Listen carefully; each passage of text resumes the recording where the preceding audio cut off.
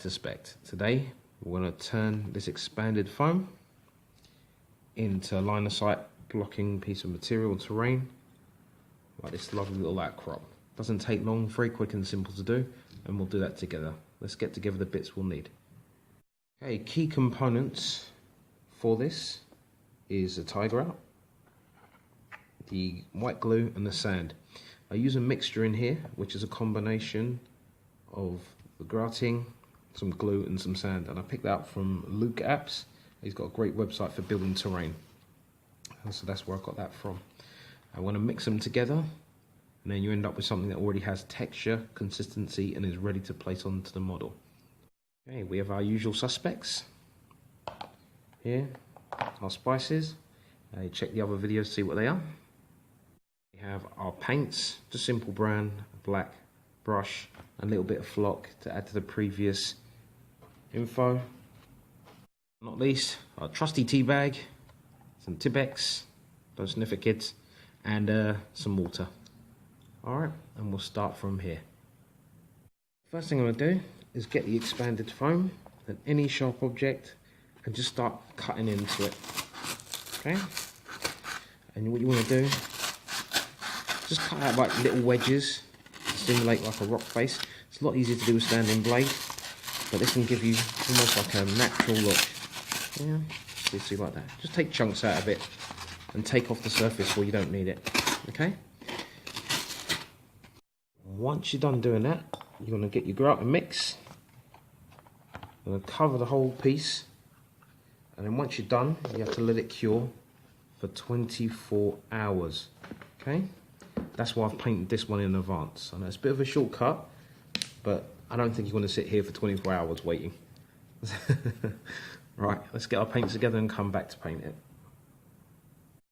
Okay, so next thing I'm going to do is just make a quick wash for this. So I'm going to take a cup, add a little bit of black, just a little bit, not much. There you go. Add some water.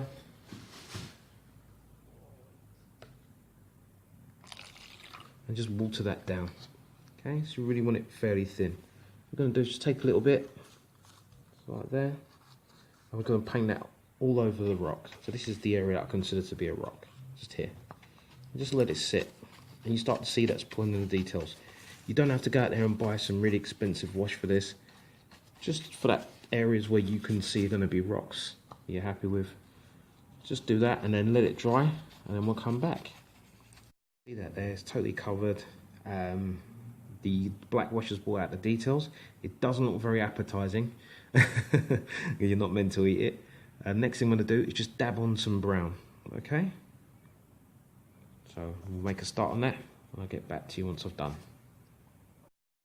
The areas you really want to dab this onto are the areas that aren't going to be actual rock.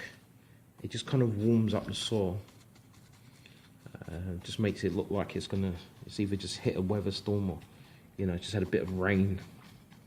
And it just warms up the piece a little. So you've got the cold from the rock, you've got the warm from the soil. So it should be able to fit onto any kind of terrain that you're using. Alright. I'll just leave that to dry, and then we'll come back again. You just see here, just add in a bit of contrast colour there, just a touch of white, and that helps them to pop. Now if you use these same techniques for creating your bases, as seen in the other videos, even if you use the spices, you'll notice that they blend in so nicely when you put them together on the battle map. It looks absolutely fantastic, and it's really, really cool. I mean, like, if you've got the whole mat set up and you've got everything all together, it just looks great. But anyway, this is how I do this. You know, there's many people out there that got their own techniques. Okay, so you see there? That's just bringing through the grey of the rock. You don't want it too harsh. It's dirty. Doesn't matter too much. We'll let that dry, and then we'll come back with our seasonings. Okay. So for the extra fun part, we now make sure we get our glue. Okay. We'll grab our brush, and we're just going to put the glue pretty much on all the areas that we want to make sure we want to add any of our seasonings, flocking, etc., whatever you're looking to use. Yeah. Just wet your brush a little as you do this, and then just push that into the areas that you want it to be. Alright, doesn't take long, just a few seconds. And once you're happy, just let it tack for a little bit, which means we just leave it to dry just a little bit. We'll then start with adding our bases of our seasonings. One thing that I really like about these is you can make so many of these all in one go, and they're all the same kind of colour, style, because you've just made them all at the same time. And you could cover a table in a really short time. It's all fun. I mean, even this area here. Now I've left the bottom there just to show you it is actually this material. What I normally do is mix some glue and black paint together and just paint over the bottom. Or I'll just leave it as is and then just stick it to a board to give it like a base. It has like an area of effect around it, but it depends upon the game that you're playing. Okay, so I like to start with the tea bag first of all. This gives you that kind of peat look, and I like to put that straight in just here. The salt's collected, bottom areas, and you can really see the difference it's making. There you go. Just leave that on there. Next, working through, let's get our mixed herbs in. I've already mentioned as to why the dry areas, just chuck that in there. There we go, not too much. Let's hit the back, definitely a dry area here, especially underneath here. A little cave-in system starting to form. Get our parsley. I'll drop this on next. It's greening. Wherever there's a lot of soil for it to grow into, just want to add that there. Now I know this is going directly on top of the other bits that we're doing, but don't worry about it. The glue will hold on to what it needs to, and the rest will just fall off, and we'll put that into our mixed container. No stress. Okay, add a bit more. And we're just going to dust off some cinnamon afterwards to make it tasty. Now don't eat this stuff, whatever you do. So we're just dusting out. Let's give it a bit of dust there, as you can see. Let's put some near the top of rocks, and that will just drop off anyway because there's no glue there, but it just gives it a dusted look. And you can see just there it's falling in between the gaps I mentioned. It just takes up all that space. Looks nice. Now you can see those rock areas that we dusted out earlier. Here, now it looks like a piece of rock just sticking out the ground, and here as well. You don't need much, but I just like doing this, as you could probably tell. Oh, if your missus keeps on, or your significant other keeps on nicking your seasonings, I suggest you take them out in front of them when they can see you doing this. So pour them on the table and pour them back into the container, or sneeze really loudly over it, and that will stop them from wanting to use it. There we go, it looks like a rooting system. Like if trees have been here originally and then the roots have gone through. Yeah, there we go. So there's a little story for everything you do. You can't really go wrong with this. All right. We'll let that sit a little, and we come back and we'll add some GW flock just to bring it all together.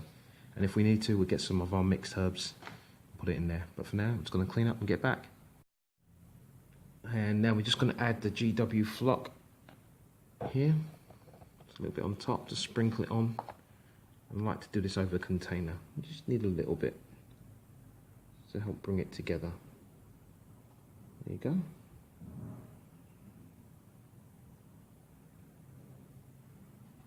So this will last a long time. I'm basically making these to fill a table as I'm trying to get someone into kind of playing Warhammer or even Age of Sigmar, and I think if they build along, they get an idea of what's going on, and so they can be included. And it can be fun just sitting there and just doing this. It's quite relaxing, as you can probably tell. Yeah, there is no mistakes rule when it comes to making these. Do whatever you can. Now you see I've got a little bit of clump foliage there. I've just had that knocking around for ages, and that stuff lasts for a long time if you just pick it up and just put it in the little holes that are there. So that's how I've done that. That's how I've also created this one. That one's just dried through thoroughly. As you can see, they're just nice to have your models on. There's line of sight blocking terrain, so you can put these around the board. And you know, it's great for fantasy, or it's great for sci-fi, whatever you want, you know. And they're really fun to make, and it takes no time at all, apart from the drying of this material. But as you can hear, it's very solid, you know. You can also use that material for covering buildings, which I'll show you in another tutorial. As I said, this is the way that I do these. They don't take that long. But anyway, thank you very much for your time.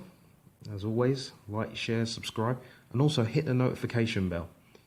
I know that's a new thing for me to add, but I realised some people wasn't getting notifications. I don't know what YouTube's doing at the minute, but if you can hit that, as soon as the video comes out, you can see it in your playlist. As always, much appreciated. This has been Spekd. PC out.